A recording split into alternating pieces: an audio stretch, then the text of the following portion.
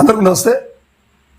ఆంధ్రప్రదేశ్లో ఒక 10 రోజుల నుంచి కూటమి ప్రభుత్వంలో చర్చ నడుస్తూ ఉంది. తెలుగుదేశం పార్టీ వర్కింగ్ ప్రెసిడెంట్గా ఎవరిని ఎన్నుకోవాలని.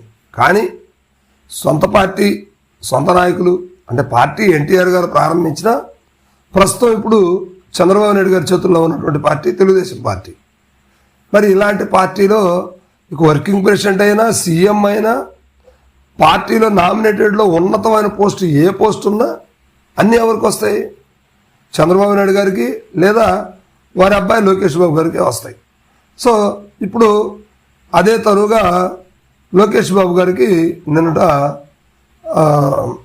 తెలుగుదేశం పార్టీ వర్కింగ్ ప్రెసిడెంట్గా ఆయన ఏకగ్రీవంగా ఎన్నుకున్నారు.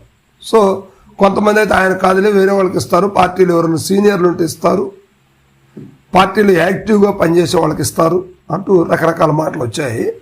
కానీ ఎట్టకేలకు ఎక్కువ పర్సంటేజ్ ఊహించిన మేరకు లోకేష్ గారికే అవుతుంది అనుకున్నారు. లోకేష్ గారికి వర్కింగ్ ప్రెసిడెంట్ ఇచ్చారు. సో వర్కింగ్ ప్రెసిడెంట్తో ఆగుతారా, లేకపోతే రేపు సీఎంగా కూడా చూడటానికి అవకాశం ఉందా ఆంధ్రప్రదేశ్ ప్రజలు అంటే అది కూడా జరిగినా జరగవచ్చు అనేది నెటిజన్స్ అంచనా.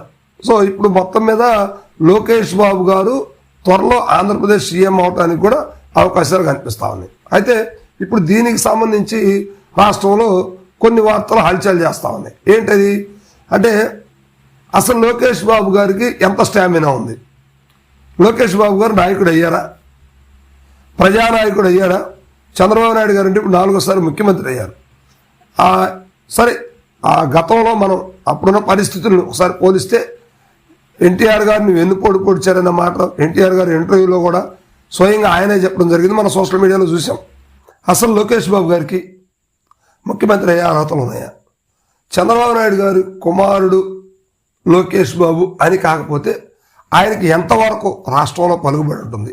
లేకపోతే రాష్ట్రంలో ఆయన ఏ ఎన్నికల్లో సజావుగా న్యాయపరంగా గెలిచి ప్రజానాయకుడు అవ్వగలడు? సో ఇప్పుడు నాయకుడు అయ్యాడా? అందుకని ఇప్పుడు వర్కింగ్ ప్రెసిడెంట్ ఇచ్చారా? లేకపోతే ముఖ్యమంత్రి అవుతారనుకోండి, ముఖ్యమంత్రిగా నిజంగా ప్రజలు లోకేష్ బాబు గారిని యాక్సెప్ట్ చేస్తారా? అంటే ఇప్పుడు ఎన్నికలు వస్తే ఎన్నికల్లో ఆయన నిలబడితే ఆయన్ని ఎమ్మెల్యేగా గెలిపించుకొని ముఖ్యమంత్రిగా లోకేష్ బాబు గారినే చూడాలి అని కూటమి ప్రజలే కాదు మిగతా ప్రజలు కూడా అనుకుంటారా? నిజానికి నాయకుడు అయ్యే స్టామినా, ముఖ్యమంత్రి అయ్యే స్టామినా, తెలుగుదేశం పార్టీకి వర్కింగ్ ప్రెసిడెంట్ అయ్యే స్టామినా లోకేష్ బాబు గారికి ఉందా?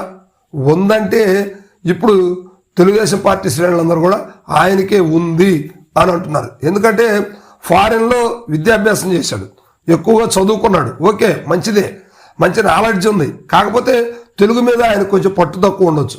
కానీ తెలుగుదేశం పార్టీలో మరి బయట ప్రజలకు ఏమి తెలియని విధంగా తెలుగుదేశం పార్టీలో ఉండి ఆయన అంత గొప్ప పనులు ఏం చేశారా అనేది ఇప్పుడు ప్రజలందరూ కూడా చర్చించుకుంటున్నారు. ఇప్పుడు ఆయన ఐటీ అండ్ విద్యాశాఖ చేస్తా ఉన్నారు. మరి ఐటీలో కొత్త తరమైనటువంటి మార్పులు ఏమైనా తీసుకొచ్చారా? ఏపీలో కనిపిస్తుందా? సో ఇక రెండో ప్రశ్న ఏంటంటే ఆయన విద్యాశాఖ మంత్రిగా ఉన్నారు. విద్యాశాఖ మంత్రిగా ఆయన పెను మార్పులు ఏం తీసుకొచ్చారు? ఇప్పుడు జగన్మోహన్ రెడ్డి గారి టైంలో అప్పుడు విద్యాశాఖ మంత్రి గారు ఎవరు ఏంటి అనేది ఒక విషయం పక్కన పెడదాం. కానీ అప్పుడు జరిగినటువంటి పెను మార్పులు మనం చూస్తే చాలానే మారాయి. ఎందుకంటే అప్పుడు నాడు నేడు అనే ఒక పథకం ద్వారా ఆ స్కూళ్ళు రూపురేఖలే మార్చిన పరిస్థితులు మనం చూసాం. మరి ఇప్పుడు లోకేష్ గారు విద్యాశాఖ మంత్రి అయ్యాక ఏ మార్పులు చేశారు? ఎలాంటి గతంలో ఉన్నటువంటి తప్పులు కానీ, గతంలో ఉన్నటువంటి ఆ వెనకబడినటువంటి ఆ ఆలోచన విధానాన్ని కొత్త సరళిలో ఏం తీసుకొచ్చారు లోకేష్ బాబు గారు అనేది ఇప్పుడు అవసరమే కదా. మరి ఇలాంటప్పుడు లోకేష్ బాబు గారు విద్యాశాఖలో పెను మార్పులు ఏం తీసుకొచ్చారు అంటే అలాంటిది ఏం కనిపించలేదు. కానీ గతంలో నడుస్తున్నటువంటి దాన్ని ఆ వ్యవస్థను నడిపిస్తూ వచ్చారు. మరి ఇలాంటి పరిస్థితుల్లో ఇప్పుడు లోకేష్ బాబు గారు కొత్తగా ఏం తీసుకొస్తారు? తెలుగుదేశం పార్టీ వర్కింగ్ ప్రెసిడెంట్ అంటున్నారు, రేపో మాపు ముఖ్యమంత్రి కాబోతున్నారు. ఇంకా ఏదైనా ఉన్నత స్థాయి పదవులు ఉంటే అవ్వచ్చు, లేదా నెక్స్ట్ ఎన్నికలకి ఆయన ఎంపీగా వెళ్ళి కేంద్రంలో మినిస్టర్ అయ్యే అవకాశాలు కూడా ఉన్నాయని కొన్ని వర్గాలు భావిస్తా ఉన్నాయి. మరి ఇవన్నీ జరుగుతాయా? వీటన్నిటికీ చేయడానికి లోకేష్ గారికి ఆ సత్తా ఉందా?